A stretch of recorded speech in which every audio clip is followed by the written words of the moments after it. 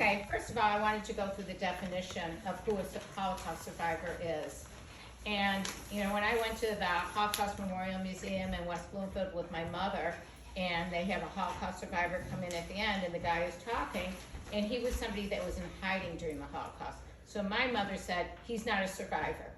He wasn't in the concentration camp, but legally, he's considered a survivor. They considered those that were in hiding during the war Holocaust survivors. There were concentration camps and there were forced labor camps during the war. There were people hiding in the woods. There were people passing off as Christians.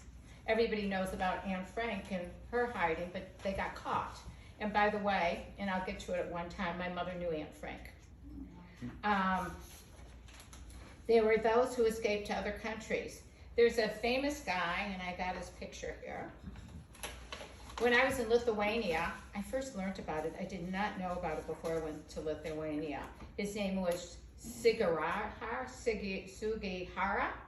and he was the Japanese diplomat in Lithuania. And what he did was he got visas for all the Jews and got them to travel to Japan. So they were hiding in Japan. And this is a picture I took outside his house. I'll just put it, I don't know if you want me to pass it around, but this is Sugihara's house, and who did I run into there? But Asians. This is Lithuania. Okay. Then another very famous person was Raoul Wallenberg. Has anybody heard of him? Raoul Wallenberg got his business degree from University of Michigan. He was from Sweden, and he was in Hungary during the war, and he saved the Hungarian Jews. He saved thousands of Jews. And I'll pass around the picture. Here's a plaque to him. This was in Budapest, outside the Hungarian Museum. And he saved tons of Jews. And the thing about Raoul Wallenberg, after the war, everybody said, what happened to him? The Russians captured him. And I heard he was sent to Siberia. But he's another one. Everybody knows about Schindler, who saved Jews. And do people know about, did anybody ever see The Zookeeper's Wife?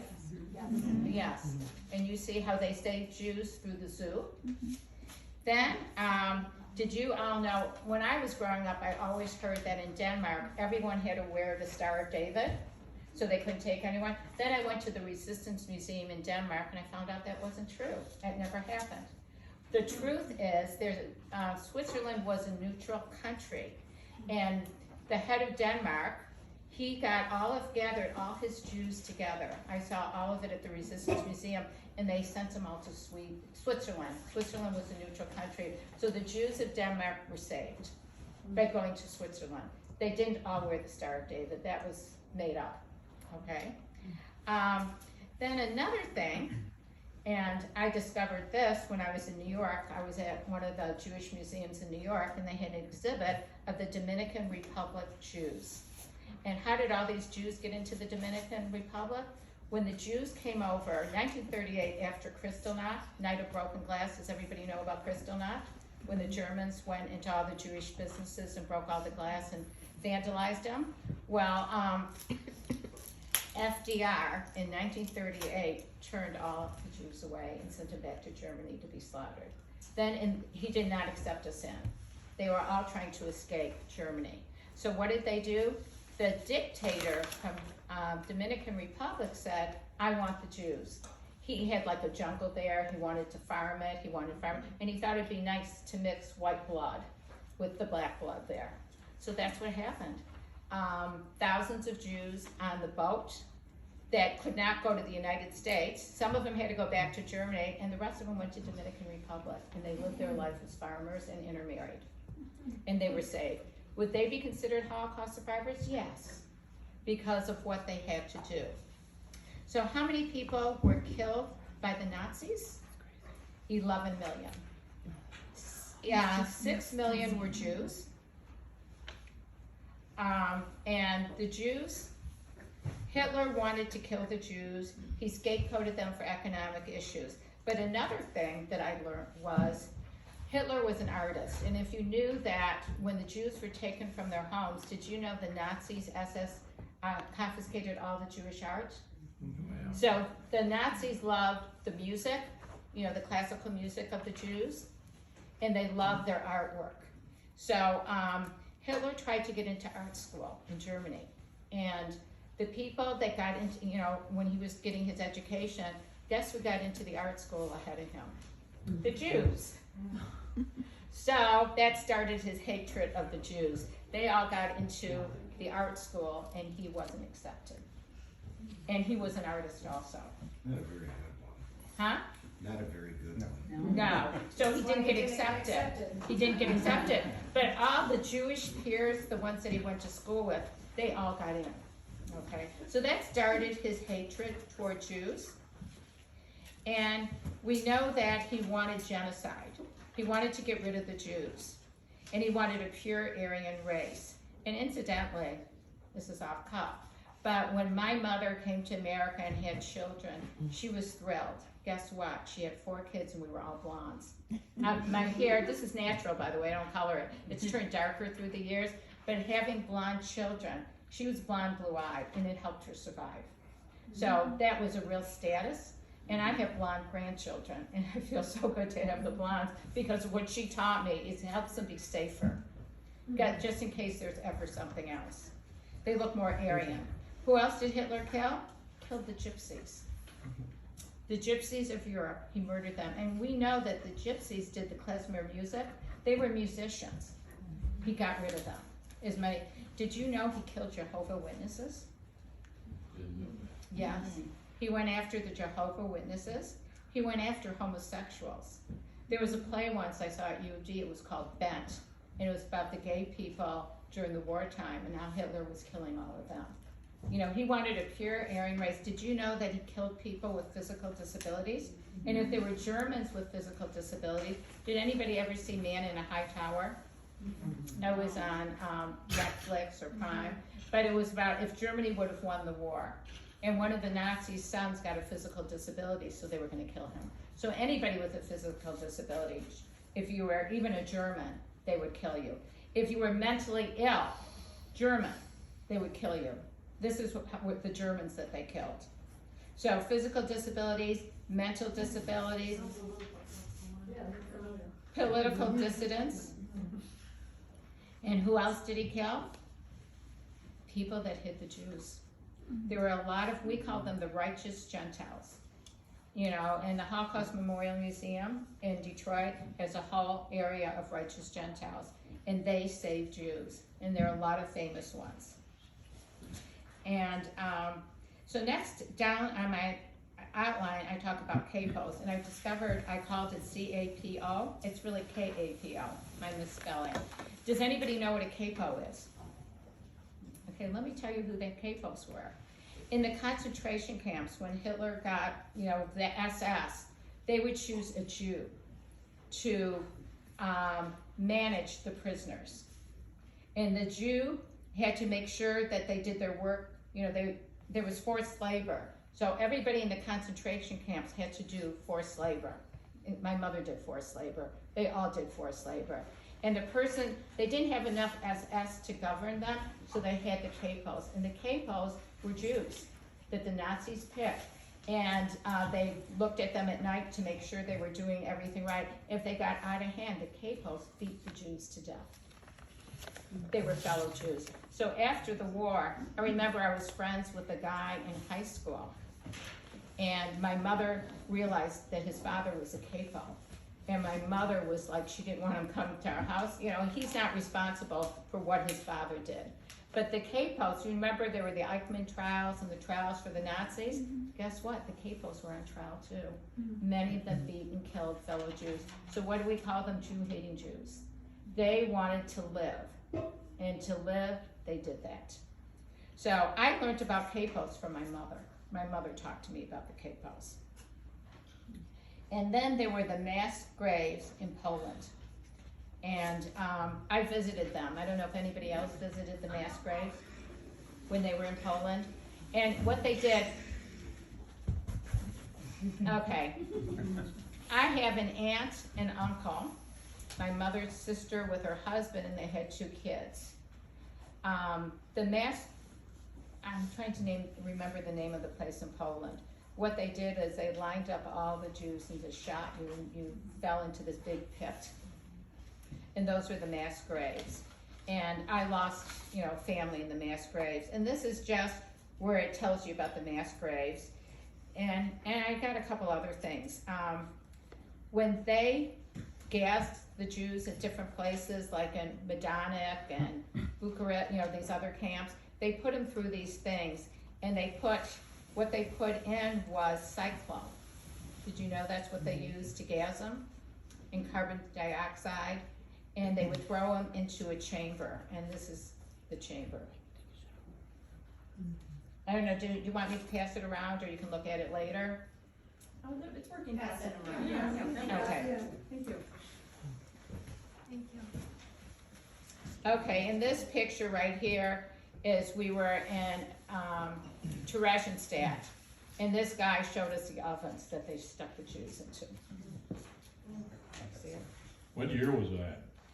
It says in 1941, 42. Theresienstadt, if anybody knows about Theresienstadt, in America, different countries in about 41, people didn't know what was going on. My mother told me in her hometown, she lived in Czechoslovakia, she was in the Slovakia part, she would hear different things, but guess what? They kept the media away. They wouldn't let you know the truth. So they didn't let you know what was really going on. So when my mother would hear from somebody, my grandfather, who I never got to meet, would say, we live in a civilized country, it's never gonna happen here. My grandfather was a builder, he built the town. My mother was the only Jew in her town. So that means my mother was very assimilated. She was Czech before she was Jewish. My mother also went to Orthodox schools. You've heard of like Armenian Orthodox, Greek Orthodox. My mother's whole education was Orthodox. So the religion she knows the best is Orthodox. That's where she was educated. And just a tidbit, when she was going off to concentration camp, and they put you in those cattle trains when they rounded them out from her city, and she didn't go till 1944. Your mother went way before my mother. And when she was sitting on the cattle train, there was a man there who was father. He was a priest. And I guess the Orthodox priests can get married. And she said to the priest, she goes, Father, he was the headmaster of her school, what are you doing here? He said, I have Jewish blood. And his kids were on too. He was married to an Orthodox woman, and he tried to hide that he was being Jewish. They found him. And the kids, if you had 1/4 Jewish blood, they got you. So that's what happened. And here's just something that shows, another thing that shows the remains, plaques about the remains of the Jews. Here, this one that I went to, it says, you are entering a place of exceptional horror and tragedy. Please show your respect for those who suffered and died here, behaving in a manner suitable to the dignity of their memories. So in all the different museums, we saw horrible things. This one says the ward with dying inscriptions of 1941 to 1944. Okay, let's see where I am on my outline. Okay, how did I get interested in this? And then I'll open it up to David shortly. When I was working on my PhD in psychology, I had to do a dissertation, right? And what would I want to do it in? In the 1970s, I'm aging myself. There was a television series, and it was in 1977 called The Holocaust. And some of you may not even have been around then, but during this series, before that, did my family talk a lot about, did you see the series, The Holocaust, No. David? Okay. Oh, yeah. Before that, did anybody see it on television? Okay, it was on television, it was such an eye-opener to me. I knew about the Holocaust, come on now. I grew up without grandparents, without aunts and uncles. I was afraid of my basement, I was afraid Hitler would come get me. So I grew up with a lot of fears. For those of us that come from a Holocaust background, we have this impending doom. We grow up with a lot of fears because of all the people that we lost. Most kids grew up on fairy tales. Guess what I grew up on? Nazi stories. During the Jewish holiday of Passover, I'm sure it was in your home too, my dad and my Uncle Joe Bernholtz, who you know, they would, because Passover was the Jews getting freedom out of Egypt, they would tell their stories about what they did and how cool they were and how they defied the Nazis and how they escaped. So we got the stories without chronology at every Passover. And my dad and my uncle would compete. And one thing about Holocaust survivors, they're very competitive. They're competitive with their children. They're very competitive. If my mother makes something and I'm somewhere and she goes, mine is the best, everything she did had to be the best. They're very competitive. So my uncle and my dad told us stories, and my mom would always say, Gershon, sei still, which means shut up, be quiet. But they would tell us, and that's how we learned a lot of the fragments about the Holocaust. And, my dad to me was James Bond. He was a hero. He had scars all over his body from the war. He escaped, he got caught stealing from dead bodies. People would hide food in their bodies, and my dad was so hungry, he would go into the crevices of bodies to steal food. And he got caught, and he got beaten, and his whole body was bruised. It was all black and blue, his legs, his body. But that was his badge of courage. He wasn't ashamed of it. That was his courage, and he told us so many James Bond stories. And his video is in the Steven Spielberg Foundation show-up, and I can get the URLs if anybody ever wanted to see their videos. And David's parents are there too. So I decided that I wanted to learn about it after I saw it. And when I saw the Holocaust on television, all it did was make me feel sad and make me feel my parents' pain. One person I interviewed, so I decided to do my study, and I interviewed 25 women and 14 men from 1977 to 79. And they were 24 to 34 years old. So today they're old, okay, if they're still alive, okay? And all their parents were alive then. And in 1979, I co-founded a group called HIAM with a guy named Charlie Silo, and that stands for Children of Holocaust Survivors Association in Michigan. 34 of my participants had 2 parent survivors, and it's a different story if both of your parents were survivors or you just had one. Because some of the people I talked to, they had grandparents, they had an American side. For David and I, we didn't have any of that, And interesting, when I was a student at Wayne State University, I met a girl and we had an instant bond with each other. She was Polish Catholic, and her parents were in the concentration camp. And I got to interview her, and it wasn't anything different than what the Jewish participants said. Your parents had horror. And one of the persons I spoke with, and I have her quote, and David may, I have a little reprint, and I have some copies over there I published in a book about trauma, post-traumatic stress disorder, and from a conference I went to, and this is a reprint from the book. But here's a quote that I think is very poignant. The scar is there forever for their life and mine. My life was full of day-to-day pain. I think my parents have had an eternal flame of pain inside of them. I have always had that pain too. It has lessened. I think the reason I always appear to be so happy, and she's very outgoing, I'm still friends with her, is because I think that's the way I should be. I try very hard to be happy, so it kind of rubs off on me. I think of my pain as very normal. I think I'm very together. So you grow up with a certain amount of pain when you know what your parents have been through. And just for the losses, my mother used to feel so sorry for us because we didn't have grandparents. And I'd go to other people's homes and I'd see aunts and uncles, and we didn't have any of that. So my mother would befriend, she belonged to a Holocaust Survivor Association, she belonged to the Hungarian Club, and she belonged to Sherika Plata. And she would find all the old people there and bring them home and give us grandparents. So they'd be a grandparent for the night. Did your parents look for grandparents for you? All the time. All the time. Because they felt so bad. My mother grew up with a grandmother. Her grandma, her Bubby Sarah, was everything to her. So she felt so bad that she couldn't, that we didn't have that. So that's what got me started. And what did I find in my participants? I found so many different variables. Country of origin. The Polish, David is Polish, I'm Czech. Their camp experience, everything was so much different. The duration of your parents, which you'll talk about, was much longer than my parents. My dad was captured very young, very early on. He was captured, I think, in 1940, and he was from Czechoslovakia. But today it's called the Ukraine. And where he was from, my dad was a rebel. He had what I would diagnose as oppositional defiant disorder, if you've ever heard that term. His parents were Orthodox. He lived in a shtetl village. His father was very, very religious, and they sent him away to yeshiva out of the country. They sent him to Hungary. And he You got... might want to tell them what a yeshiva is. A yeshiva is a very religious Orthodox Jewish school, and my dad escaped and got kicked out. Then he came home, and then they had all these edicts for the Jews. You weren't allowed to work, you weren't allowed to do anything, and my dad did it anyway. And my dad decided, you know, the real religious Jews, you wear the big hat, you got the beard, you got the stuff hanging down. My dad decided, I don't want to die. He cut it all off. He got rid of it all. And his father said to him, you are no longer my son. He was kicked out of the home and he had to sleep in the barn.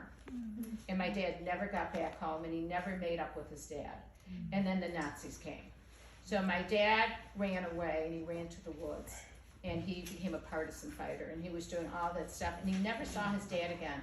The next time he saw his dad, which was very strange, when my dad was dying, he said his father came to get him. So I felt so good about that they were finally going to be at peace. Mm-hmm. My dad and his dad. So, I was just talking about the experiences, duration of incarceration, age when taken to camp. My Aunt Edith Bernholtz, who you know, she was only 15, and my dad was in shock that my mother didn't have anybody survive with her. She was the one and only of 6 kids. My dad came from 6 kids, but he had 2 sisters survive. And my dad was in shock that Edith survived. And her son, Sandy Bernholtz, lives in Sylvan Lake. Your experience is pre-Holocaust, and I think for my mother, by the way, my mother is sunshine. She's always smiling. You'll never see her not smiling. She is still alive. She told me she's so happy to wake up and breathe. And when we were being raised, she was not materialistic. She was always happy, but she was competitive. So I always had to have the best clothes and I had to be dressed right because she wanted me to look good compared to the other survivor kids. But she just is sunshine. She has a very good philosophy. And she still does at this age. And she's either 99 or 100 now. I'm not sure. She doesn't know either, and I'll get to that story. Okay. So, but my mother's pre-Holocaust experience, she was the youngest of 6 kids. Her grandma lived with them. They had a beer garden at their house. Do you know what a beer garden is? Mm-hmm. A bar. Mm-hmm. In Europe, when you had a bar at your home, so the home that the family lived in had a bar, and they called it a beer garden. And people would come, the locals, to drink there. She saw a lot of drunk people. They would all come and congregate at her home.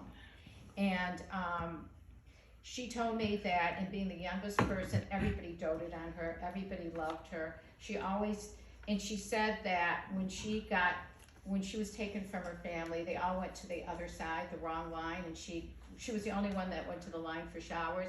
And she said to me, I always knew I could make it. And her father's last words to her is, you're gonna make it. And she did. But what happened? Okay, during and after liberation, what happened? And then resettlement after the Holocaust. Displaced persons camp, which my brother was born in, and so was David. Family losses. And then communism in your homeland. Can you imagine when my mother gets out of concentration camp?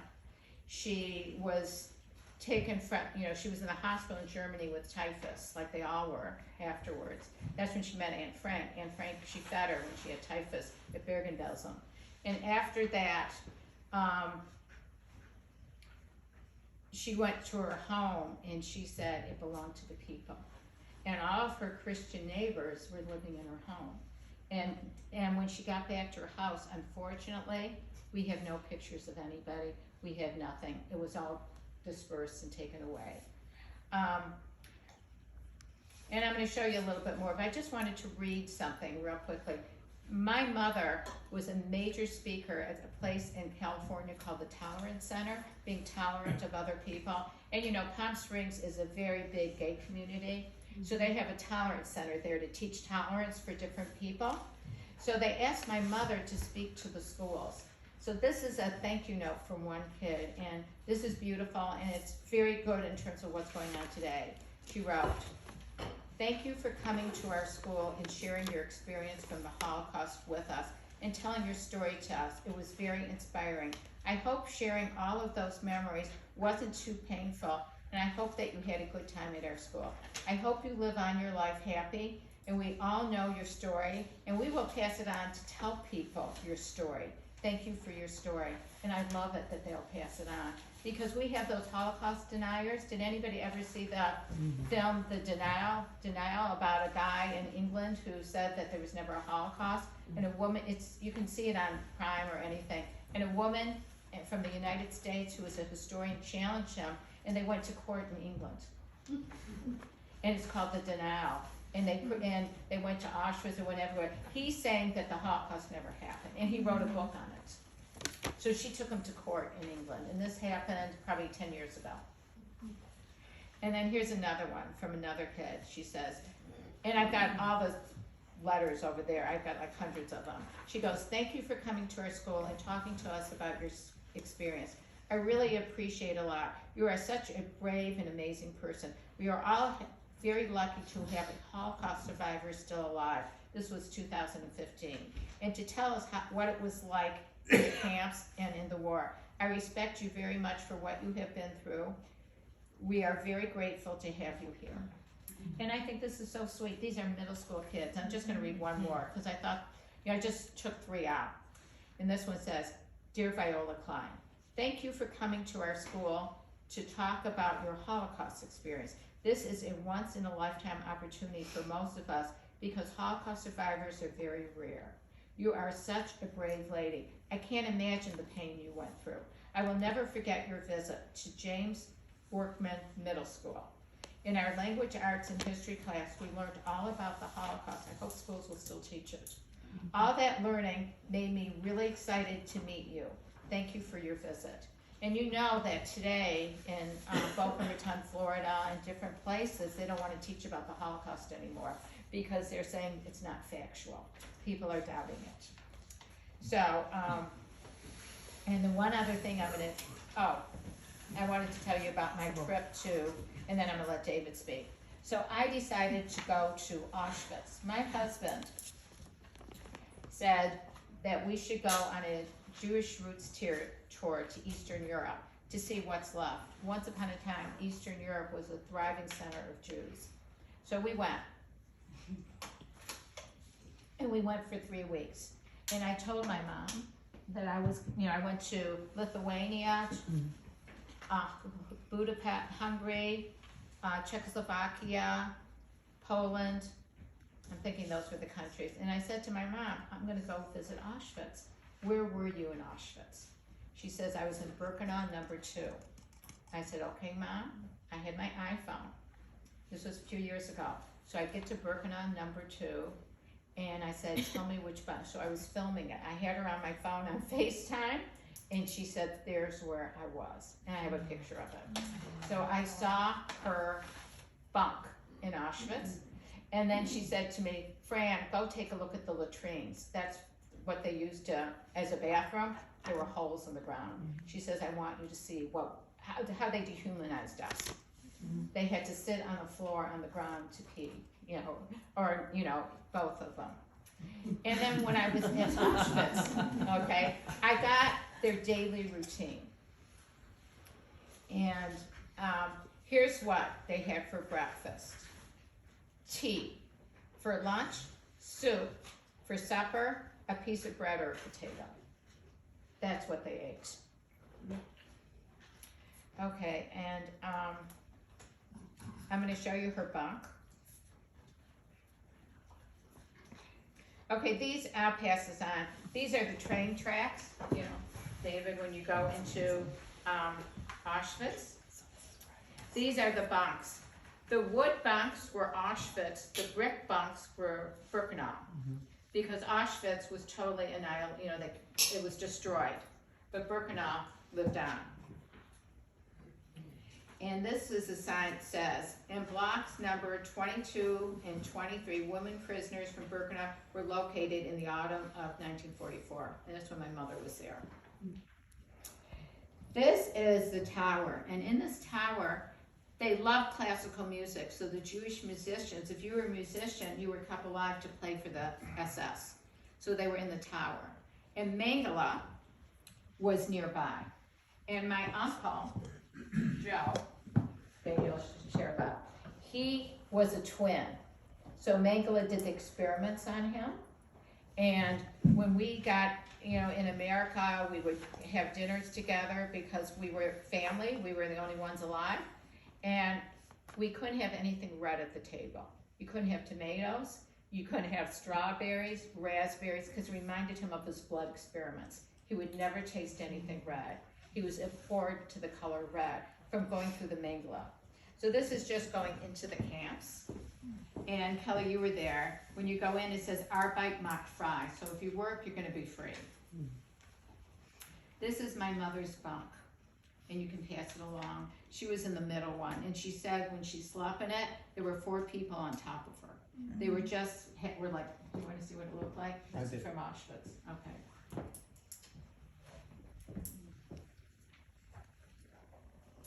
These are the latrines.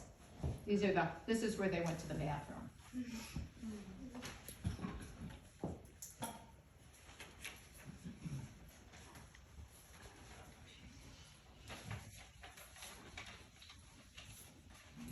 Okay, and this over here,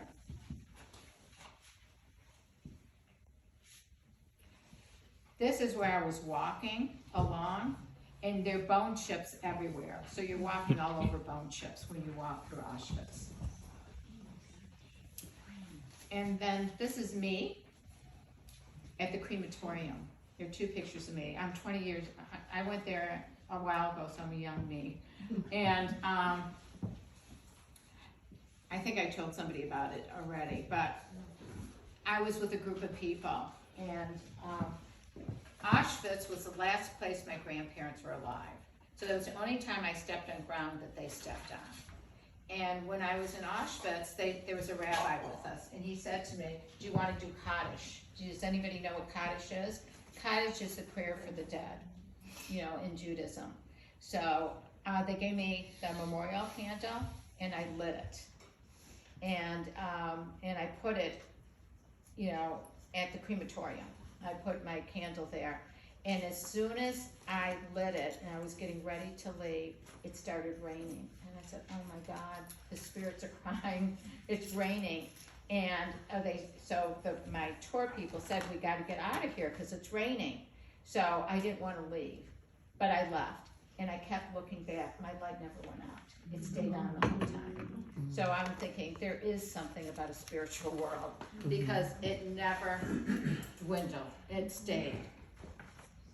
And these are just more pictures of Auschwitz. I don't know how, and this is another picture just in the crematorium, just so you can see what it looked like.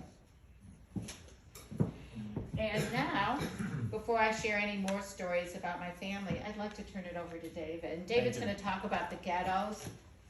You're familiar about the ghettos in Poland, the ghettos where they rounded up the Jews before they took them to concentration camp? Well, actually, let me start from a little bit of a different perspective. I just want to add a couple of things to what Fran said, and I think these are very important. More than 20,000 Jews immigrated from Poland to Shanghai, and there was a large Jewish community in Shanghai right before the war got started, and they managed to survive all of the Holocaust by living in Shanghai. In fact, I walked with a guy in the morning, and he was one of the individuals who left Poland and ended up in Shanghai, and he was there for almost 6 years, maybe 7, and then finally emigrated to the United States, but it took him a long time, and they said they could not believe how friendly the Chinese were. They gave him everything, and certainly were very helpful in getting them going. One other comment I want to make, and I think this is an important distinction, is that Hitler not only killed those people that were 100% Jewish, he killed people that, or put them in concentration camps, that were 1/4 Jewish. If they had any Jewish blood in them, and he went back quite a number of years, those were all incarcerated in the concentration camps. So he went back, 2 or 3 generations and talked about, these were still Jews and it didn't make a difference, and they had to be a member, not a member, but they were all put into concentration camps. Now, I was thinking, should I give you a perspective of my mother, who went through almost 7 years? She was in ghettos for almost 3 years, and in concentration camps, in fact, in Auschwitz and Bergen-Belsen, for about 4 or 5 years. So she didn't do hard labor. She was actually part of the concentration camp. She was in hard labor for 1 year because she was young. She started when she was 12. Now, I'll just give you a little snippet because I'll bring it up next time. I have about 5 hours of videos. I was very fortunate to take a trip with my mother. What she used to do, she did what she called a journey of conscience. She was able to get scholarships with another person in Cleveland, Dr. Litos Rabinski. Obviously, you can tell I'm from Cleveland by my accent, so it doesn't help. But I prefer Detroit. I've been here for over 40 years. So anyway, she was able to get scholarships. So every year she took about 15 to 20 kids to Dr. Litos Rabinski, who, by the way, wrote a book about her experience with Holocaust survivors as well. And I was able to go along with her, with the high school students, and we were able to visit all the places where she was born, the ghetto she was in, the concentration camp she was in, and every place that sort of she either touched or had an experience in. So, for example, one of the places we went to, which was also ghetto, this is sort of a little snippet just to get you excited. This is like a Netflix preview. So yeah, stay tuned for the next trailer, right? Stay tuned for the next. She was in Stilske Vola, which was one of the towns that she was in a ghetto. And again, what they basically did, they rounded up people, put them in a square mile or less than a square mile, put fences around them so they couldn't get out, couldn't get in. And that's where they typically punished any person that was in the ghetto who didn't follow the rules of the Nazis. So, for example, if you tried to escape, you were shot. There wasn't any ifs, ands, or buts in it. Or you were hung in the street in the middle of the center of the street where they used to hang people, and they would demonstrate for everybody else that if you do anything wrong, you will be punished.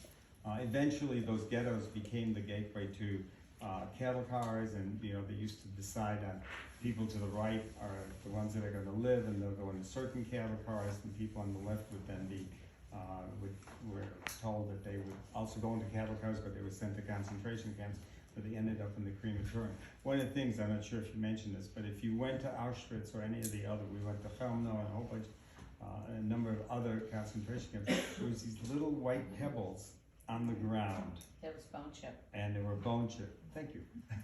Anyway, so you didn't realize that what you were walking on was bone chips from the crematorium in every concentration camp you went to. And you could still sort of feel the smell or the odor of burning, something was going on. So, it's just very interesting, every concentration camp you went to. But that's enough about my mother. Let me tell you about my story. Given that I was born in a DP camp right after the war, I was very fortunate to even be alive. My mother and father met right after the concentration camp, and as you know, when you haven't had any relationships with people, you're pretty much by yourself. The first thing you want to do is you want to get married and start having a family and, raising kids, bring people into this world. I had 2 uncles, and again, I'll tell you next time. They both did not make it out. I had a grandfather who also did not make it out. And I really have no relatives. I have second cousins. My grandmother had 4 brothers and sisters. They managed to get out. And one of my great uncles ended up being in Russia. And his family, one child was born in someplace in Russia, and the other kids were born in Rome, in Italy. They were trying to get out of Germany, and were very lucky because they had people helping them along the way. He also has a very interesting story, but they didn't end up in the concentration camp. So anyway, so I was born in what's called a DP camp, which is a displaced persons camp, which is Ansbach. And Were you in Germany then? Yeah.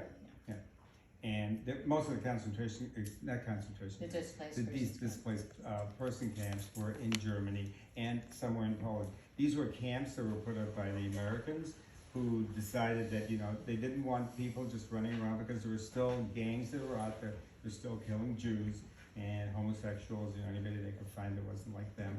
And so what they decided to do was to build these camps and house as many people as they could. And they didn't care if you were Jewish or not. They just put people in there. If you were in a concentration camp, you ended up in one of these DP camps. So the first one I was in was Ansbach, which, by the way, this is a little claim that I have, is that Henry Kissinger was born in the same camp I was in. So I don't know if that makes a difference, but that's where he was born. So, and I don't know him personally. He's a bit older than that.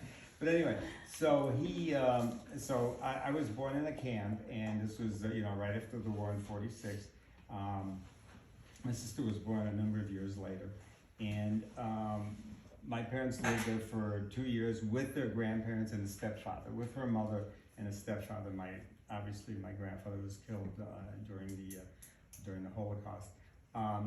They had a small apartment, which was maybe the size of this room, that was their bedroom, living room, dining room, kitchen, and a little store. They managed to survive. People at that time used to survive by trying to find anything they could. If they found wheat, they would sell wheat. If There they was found, black marketing, a lot of black marketing. yeah, I'll tell you about my father. That's a good story too. Anyway, so if anything that you found, you would sell in that store to other people who were either in the DP camp, or people might come in and they might buy stuff from you. So they managed to eke out a living, and I tried to help out by helping them, and they had a little fruit stand, so I was the famous person that used to eat a lot of apples. And my father used to get real upset at me. He says, you're taking away from stuff that I could sell. So I told him I liked apples, so and I think I had 2 teeth, and when I was young. And so they used to laugh about how I would eat the apple with my 2 little teeth in the front. They cracked up, it was hysterical. So they gave me a few apples, and just to make me happy, they said, go away, we gotta do business. So anyway, I was there for, we ended up going to different camps because they closed them down because of fear that people might attack them. The other camps we went to was Fellefink and Fernwald. That's spelled with an umlaut, so I'm still learning the German language. I forgot it. I haven't spoken it in quite a number of years. So anyway, just in general, in concentration camp, we ended up moving from one to the other to the other. While I was there, my mother, who again was in a concentration camp, became sick. Because the concentration camps again weren't clean. They didn't have handy wipes or any of the other things that you could clean stuff with, so they were pretty filthy and pretty dirty. So she ended up with TB, and then she ended up in the sanatorium. So my grandparents and my father took care of me, and she was in the sanatorium, which we'll tell you later a little bit more about why there was a problem. For 2 years, and I had the chance to visit her, and really, it was probably more luck than brains. I didn't get sick. My grandparents didn't get sick. My father, we visited her. They didn't have masks at that time. You pretty much went into a room where there were 10 people there, and you walked in, and we used to spend a little bit of time with my mother at the base of the bed, and then talk to her and see and what was going on, how she was doing. But she was in the sanatorium for close to 2 years. And so she was taken care of by a nurse there, and was able to survive. She ended up surviving. And one of the things that happened to her, when the Americans freed all the people and they came to the sanatorium to see if there was anything that they could help with, they had just come up with an antibiotic, and they gave it to her, and that helped her with her TB. It was just a fortuitous situation for her. She was just very, very lucky. So she was able to survive the camp. So anyway, then I went from Ansbach to Fernwald to Fellefink, to Fernwald. To make a long story short, my father, who was very active in the smuggling community, was able to make some money, and they smuggled anything they could. And I remember my father selling sweaters, and he was selling shoes. It's like a TJ's, but behind closed doors. So anything that was left over, they would take and just give it to people. So they ended up eventually moving to München or Munich, and we ended up living in an apartment which was a little bit bigger than this room, so we had a little bit more luxury. And we ended up with a bedroom, and we ended up living there. My father made a living pretty much by smuggling all of the stuff that they could get in Germany, with cigarettes, cigars, anything they could find. They smuggled, and they got a living, and they were pretty fortunate that they were able to pay the rent, the monthly rent, and were able to have a little bit of joy and pleasure. When we moved to Munich, we used to go to football games or soccer games, but the best part of the days that I spent with my father, and I remember this vividly, was we used to go to the Hofbrauhaus, and there was no drinking restriction. So he'd get a little stein for me and a big one for himself, and we would go into a Hofbrauhaus. We would enjoy the beer of the week or the beer of the day, whatever it was, with the peanuts. I always liked peanuts, and so we would just have a blast and just have a really, really good time in terms of the you know, go to a football game and then have a beer. And so I never checked my ID, so I was very, very lucky with that. They probably wouldn't allow me in. No, they would allow me. They didn't care at that time. It was not a restriction, so you could do pretty much what you wanted to. The other thing too is, and I'll get back to the ghettos because I want to talk a little bit about that later on, but I want to tell you the good part. The other thing is I went to school in Germany as well. I was there through, and I don't remember this real well, but like 5th grade, because again, like you mentioned, I didn't have a good experience in the German schools. It was a very difficult situation for all of us that were Jewish. There were 60 plus kids in the class with one teacher. Can you imagine that here in the States? And then she was excellent. I mean, she was a fabulous teacher. So we had 3 main rows of 2 kids each. There were like 15 to 20 in each set of rows. And each row was divided based on how smart you are, which is really interesting. But the thing that all of us were fearful of was that when the teacher would get out this bamboo stick, and if we were misbehaving, of course I never misbehaved, just like I don't do here, so I'm really pretty good. But she would take out the bamboo stick, and then we'd put our hands up, and she'd smack us, and so. But she'd do that in front of the class, so not only did you feel embarrassed, but when you came home and your hands were red, your parents would look at it and say, well, what did you do this time? So I did get myself into a lot of trouble, a little bit of trouble, not a lot. A little bit of trouble, and my parents would have to come to school and usually talk to the director of the school and find out what I did. I was not the most well-behaved kid in the school, in the class. But the other thing I want to share with you is what happened to the Jewish kids that went at school. And there were 7 of us in the class, and many of us used to have our parents walk us home or bring us to school. And the schedule was you had a half a day on Monday in the morning, and on Tuesday afternoon you had a half a day, Wednesday morning you had a half a day. So it was that kind of schedule. And so because the kids would wait outside for us, generally it was the local kids that lived there, they would wait outside for us. They would typically know who is Jewish, and they would certainly find us and then beat the heck out of us. And because there were 7 of us, you can't protect yourself against 20, 25 kids. So the parents would walk us home, and then we'd be safe. And then this was almost a daily routine with us, where we had to make sure that we were safe, going into school, and then safe coming home. So we had, I was trying to find my old report cards, but I couldn't. I'm sure when it was for misbehaving, I probably got, on a scale of 1 to 5, I probably got a 10. So my hands were red a lot when we were in class. So, and I don't know if they just picked on me or whatever. But there were a lot of kids that were usually stood in front of the class that were hit with a bamboo stick. At that time, my parents wanted to maintain, and again, they were still religious after the war. They still had a lot of faith because they survived, and they felt that God helped them survive. So they were still from a they still maintained their religion. My father was also ordained in Poland when he was younger. He was very, very smart. And I don't say it because he's my father, other people will tell you the same thing. My sister certainly would tell you the same thing. He just, we used to test him all the time about the Bible, the verses and everything else. And he would be able to tell you where the verse was, and what number it was, and he would tell you the verse before and the verse after. I mean, it's just a very brilliant man. I didn't get all of that brilliance, just a little bit of it.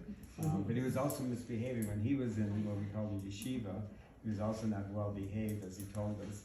And I think I got some of those genes with me, so I still don't behave, as my wife will tell you. And I try to, I've gotten much better at it as I get older. Now I want to go back. So anyways, I went to school, and then in 1957, April 1957, we came to the United States. I ended up in Cleveland. I ended up at a Hebrew school called the Hebrew Academy of Cleveland. I was about, and I'm not very tall, but at that time, I think I grew as much as I was going to grow, but I grew a little bit more. I was about 5'2", and since I didn't speak a word of English, they put me in 2nd grade. No, I was with all these kids that were about this big, and here I was trying to get into a seat, one of those chairs, in class. It didn't work out, and then year. I was there probably for 3 months, and then I finally got to the 3rd grade. And I think I skipped a grade and then finally ended up in the right grade. But I didn't speak a word of English, but they also spoke German and Yiddish and a little bit of Hebrew. So the communication wasn't that bad, but the English teacher had a real difficult time with me, trying to get me to understand. And I was afraid they were going to pull out a bamboo stick and hit me for, and I didn't want to act out, and so, it was always one of those fears. But I want to go back and just share something that Fran talked about just a little bit. My parents were not the most open parents when it came to talking about the Holocaust, and they kept everything pretty well hidden. So did my grandmother, and certainly my grandfather did as well. Your grandparents lived? My grandmother did, and some of her family. My grandmother did, but my father, all his family, his whole family was wiped out. He had nobody left, which was really, really unfortunate. He told us some really nice people. But so when I came when I was 11, I knew or heard a little bit about it. When I was 12, they started opening up a little bit more. During my bar mitzvah at 13, they didn't say very much. The interesting thing, we sort of got snippets of it, and we didn't really hear a lot.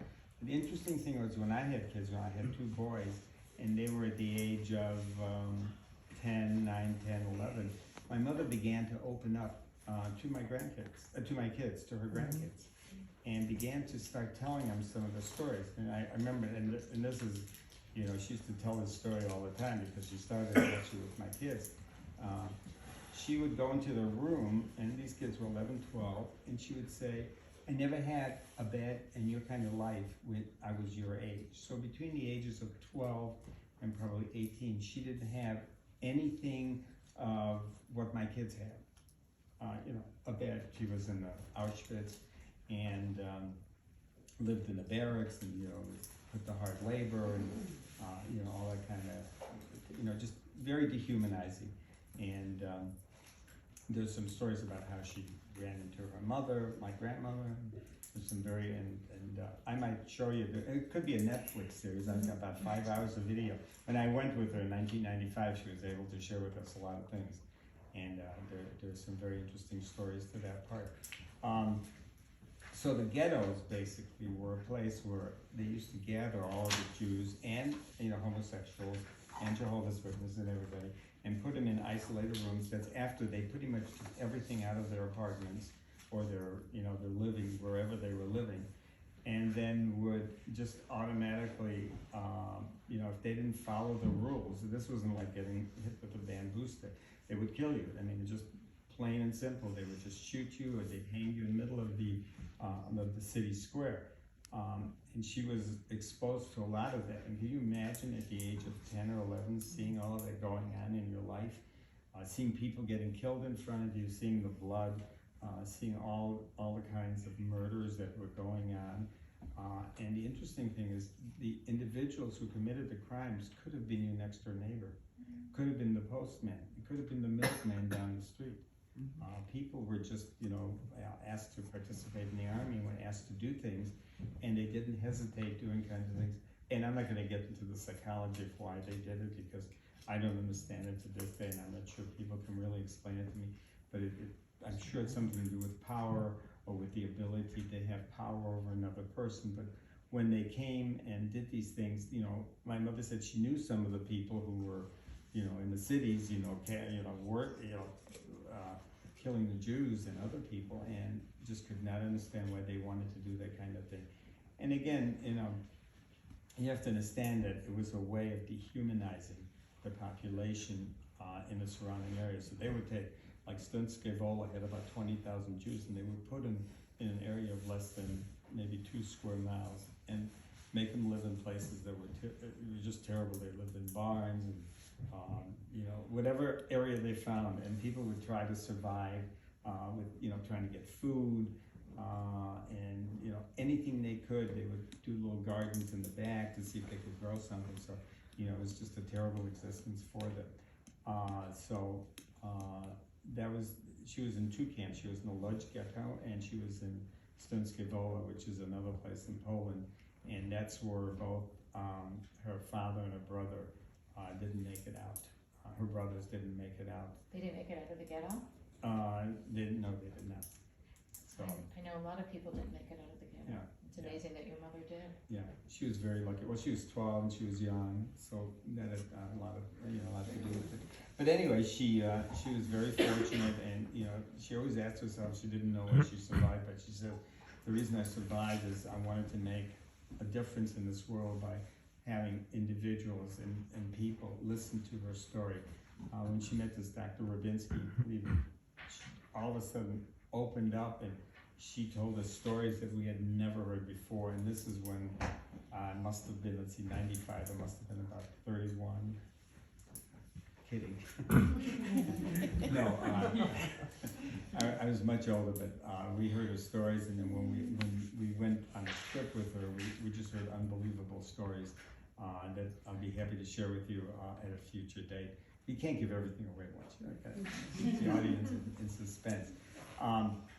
So she was in Stunskivella for 2 years, and we went back, and my mother talked to the mayor, and she spoke fluent Polish, and it was always funny when my parents and I, we would sit there and talk, and they wanted to say something that they didn't want me to understand. She would say it in Polish, and she told me when I was little I used to speak Polish, but I don't believe it because I don't know a word of Polish. So she also spoke Russian, German. Did she speak Yiddish? Yiddish. We all spoke Yiddish. Yeah, they all do. Yeah, and German. She had a really nice German too. So yeah, they were multilingual because they lived in countries where they had to know more than one I language. think they were just to always survive. changing it, because my Yeah. mother grew up speaking 7 languages. Yeah. So they're they're just unbelievable how they managed to survive. Anyway, so she was there for 2 years. So we were in the mayor's Mayor City, like the city hall here, and we were in there, and they were talking in Polish, and the person who was next to me knew Polish, and he was translating. In the back of the city hall, they had this little room dedicated. It was like a little Holocaust memorial to all the Jews that were there. So they had a prayer shawl. They had the phylacteries that people put on, also known as tefillin. They had a Chanukia, which is what you use during Hanukkah, where you light the candles. They had a few other artifacts, prayer books, and everything else, and they showed us, and they were very proud of it. And my mother gave them so much credit, and it was just unbelievable that they would do this. And you have to keep in mind, the Poles, when we were there, we heard a couple of comments from our tour guides, and I remember one of them saying to us that she said that if her husband knew that she was giving a tour to Jewish people, he would kill her. Not that he would throw her out of the house, but he would kill her. I mean, there was still that kind of thing there going on. This was in '95, and I've heard some stuff later on as well. There were still anti-Semitic roots that are still festering in Poland. I don't think that's changing. I think in Germany as well. I don't know. All of Europe. Yeah. Well, I think Switzerland's a little bit more lenient. Well, Switzerland was always neutral. Yeah, so, and they still are, so, I think the anti-Semitism is just ingrained in the whatever it is. So anyway, so she was in Stunskivella, and I'm telling you, and then they gave her the key to the city, which, we couldn't find it. I was looking for it, so I could bring it to here, and then just unfortunately couldn't find it. And then she ended up before that she was in the large ghetto. It was the same kind of thing, which was much bigger, and there were more people there. But again, it was this whole thing about corralling people, putting them in a place, and not giving them the opportunity to really spend time with anybody else. So they were cloistered in their little rooms, small rooms, with minimal lighting. Everything was dark at night, had to be dark at night. Windows had to be closed. So it was a pretty different, I mean, I think it was worse than being in prison, because they couldn't do much, and if they did anything wrong, they were immediately shot or hung in the center of the town. So those are the two things I wanted to share with you. In terms of my upbringing, I went to Hebrew high schools in Cleveland. I ended up going to a religious school in New York, which was not my choice. It was my parents' choice. They wanted me to be religious, but that's my big secret of the year, is I didn't turn out to be religious. I mean, I know the prayers, and I try to go to the synagogue during the important times, but I did not stay religious. My sister is very religious. So are her kids. They live in a place called Lakewood, New Jersey, which is a very religious community. She lives in Florida. something about moving down to Florida at a certain age. I'm not sure if she followed that mantra, but she certainly did. So she's down there for the, for the whole year. Her daughter lives in Cleveland, and I visit her.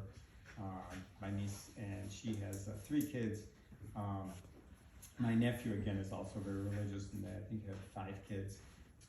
So, but I'm telling you, I have no relatives. I mean, this is it for me. It's the new generation that's at least giving me some semblance of a family and an opportunity to spend time with a niece and a nephew. It's just really nice. That's pretty much for my family. My mother passed away. It's ironic that this time we were going to have the presentation October 12th, which also happens to be her birthday. And she would have been 96 this year. She died about a year and a half ago. And unfortunately, I caught COVID, and so I could not go to her funeral. And the death certificate said she died of COVID as well, but she lived a long life. She lived a good life, and she was very, very happy. So did my father. They both had very good lives. They retired and enjoyed their retirement as much as they could. They spent time with their grandkids. So out of all the negative things, there's still some very, very positive things that came out of all of this. Where now we have an extended family. We enjoy their company. Unfortunately, as time goes, people live all over the United States, so it's kind of difficult. I just wanted to share a little bit about my background. And next time, if we do next time, I don't know when it will be. November 16th. Okay, so you all know. So I'll share a lot about my mother. And, as Fran was reading letters from kids, I just happened to have Why one don't you with show? me. Yes, go ahead. Okay, and I want to read this because, again, my mother had suitcases of letters from kids, and she used to do presentations all over Cleveland. They traveled to Naples. There was a Holocaust museum there. They were in other places in the United States where her and Litus Rubinsky used to do. Litus was a high school social studies teacher, and she taught the Holocaust course at the Cleveland Heights High. And there's another man, Mark Sachs, right now that's taken her place. So just let me read this to you. I would like to thank you for sharing this really difficult story. I know how hard it is for you to go through something like this. It was just so eye-opening when I heard your story. Yet it is very emotional to hear.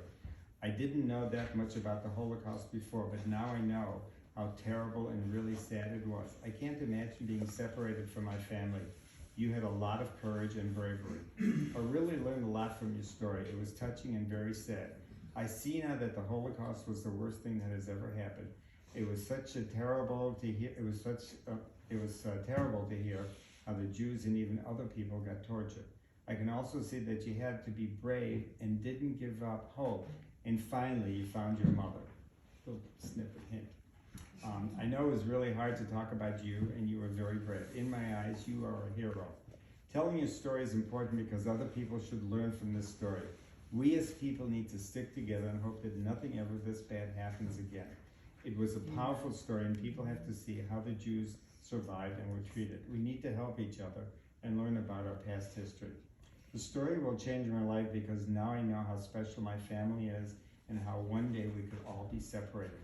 I never realized how everything could be taken away if something happens like this again. I know now to cherish life, and now I know so much more about the Holocaust. I hope that I can tell more people about this event in history. Once again, thank you for telling your story. I will never forget how this touching story touched my heart. It really taught our class. I would also like to wish you well. I will never forget that undescribable moment. I used to sit with her when she was doing presentations, and you could hear a pin drop. She had the kids mesmerized. She did the same to me. I was mesmerized too, because first time I heard her speak, I didn't know she had all this in there.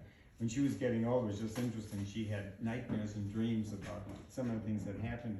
And what happens is, I guess, when you go through that, you realize that once you tell part of the story, you begin to learn the rest of the story. So she remembered a lot more about what happened to her, and it just became more horrific. As I was listening, she was having terrible nightmares, but she's at peace now, and she's probably very happy. And she's probably still yelling at my father because he's next to her in a grave. Never stopped yelling. We always care about that. And with that, I'm going to end. And do you want to take some questions? No, I'm just going to say one other thing that I didn't talk about. That I was talking about through my study. I learned a lot about the interactions with parents, and one of the things I learned about, so many people felt like there were so many secrets in their families. And one of the things was, parents kept secrets from us, but we kept secrets from our parents. We didn't want to upset them. I know when my brother got a divorce, my mother didn't find out about it till years later.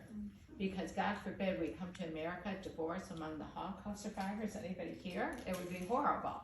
So when I told my aunt, my Aunt Edith, she said to me, your mother never told me. I said, of course she didn't tell you. You know, stuff like that. And another secret, this is an interesting secret. When my mother came back to Michigan in, I think, 2016, from living in California for 25 years, she had a fall, and she had a hairline fracture in her back from the fall. So I took her, I called the ambulance, I took her to the hospital, and they wanted her Medicare card, and they wanted her driver's license. So then they say to me, her driver's license is 1926 as her birth, but her Medicare card said 1921. And they asked me, what is that about? So my sister and I go to her and we say, okay, Mom, fess up. What's the truth here? And she goes, Val. And I go, Val, what? And she goes, Val, when I was in Auschwitz and I was in line to, when they had us in lines, she says there was a girl behind me. And she was a Greenberger just like me. And I was Rivka and she was Viola. And she wanted to be with her family. So she asked me to change places with her. And then I thought of Don Draper from Mad Men. If anybody ever saw Mad Men. So she asked me to change places with her, and we changed papers. They had papers, that was before they had numbers or anything. So my mother became Viola at that moment, and that's who she is today. And the other woman became Rivka. And their birth dates, believe it or not, were both October 4th. One was October 4th. So when it came to be of age, where my mother could get Medicare and get Social Security, she worked for my dad in the store so she could collect Social Security. She decided to fess up. She didn't tell us anything. So she hired an attorney in Czechoslovakia or whatever so she could get her date back, so she could get her Social Security and she could get her Medicare. And then I said to her, Mom, then who are you? And my sister said, who's our real mother? She goes, I'm your mother. And I go, well, then what happened? So then she tells us about Martin Ehrenheit, who was her fiance before she went to concentration camp. And I said, Mom, what happened? And she said, Val, he went and looked at the names of the people that died, and my name was there as somebody that died. And Viola lived. So my mother is really Rivka. She's not Viola, but she's still Viola today. So if that's a secret, I didn't find that out until 2016. Oh my gosh. So there were a lot of secrets, a lot of stories, and even, with different things, as a child of Holocaust survivors, one of the things is we never want to upset our parents. We feel like our parents went through such hell. It's like not normal. For you normal kids, if you are having a bad day or you're feeling down, you can talk to your moms.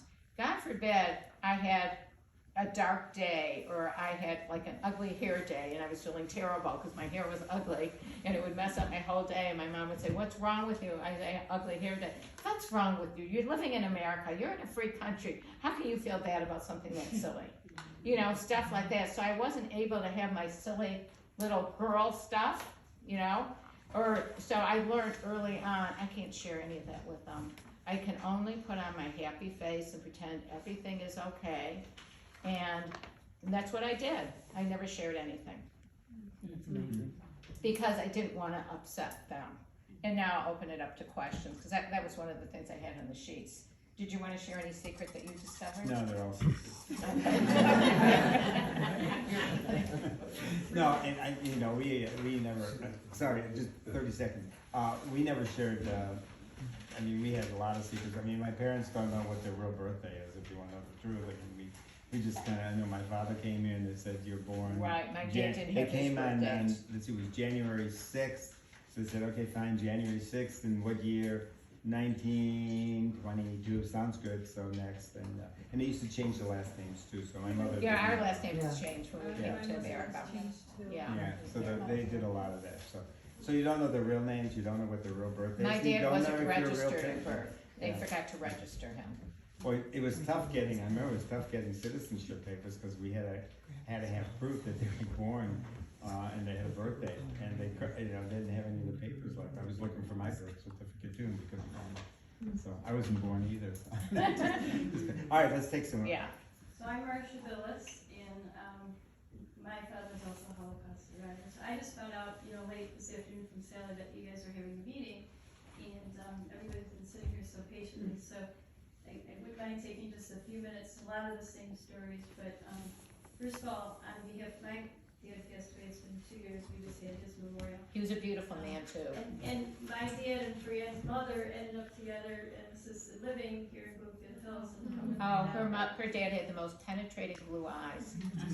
So if I could just share a few minutes. Sure. and then- Go ahead. You want to come up here? Come on up. Everybody's been sitting Here, I'm going to give you a space. Marcia's a really good pickleball player. Marcia has to be an S4, that's why she didn't know about this. So I'm just going to say just a few words, because again, and on behalf of my dad, a couple of things, just because it's been a long evening already. But first of all, the first thing I know he would say, and on behalf of him, I would say thank you for coming, because he just wanted to make sure people, got the message, got the story, so that history would not be repeated. And so my dad's story. So this is there's a couple of things. First of all, because I couldn't get here from work early enough, but I don't know if you even talked about it. So one of our fellow neighbors, Monty Musk, put together this book called Living Witnesses. Did you talk about that? No. Because I don't know. Okay. So anyway, so Monty's in the neighborhood and she's a photographer. Actually, does everybody want to stand up for 1 second and stretch and then Yeah. see for 1 Yeah. second? Yeah. It's Yeah. like your head. Thank you. Yeah, we should all stand up. You still recording? I'll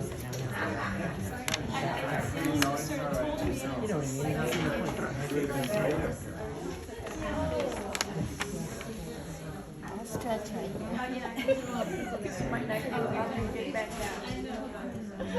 I go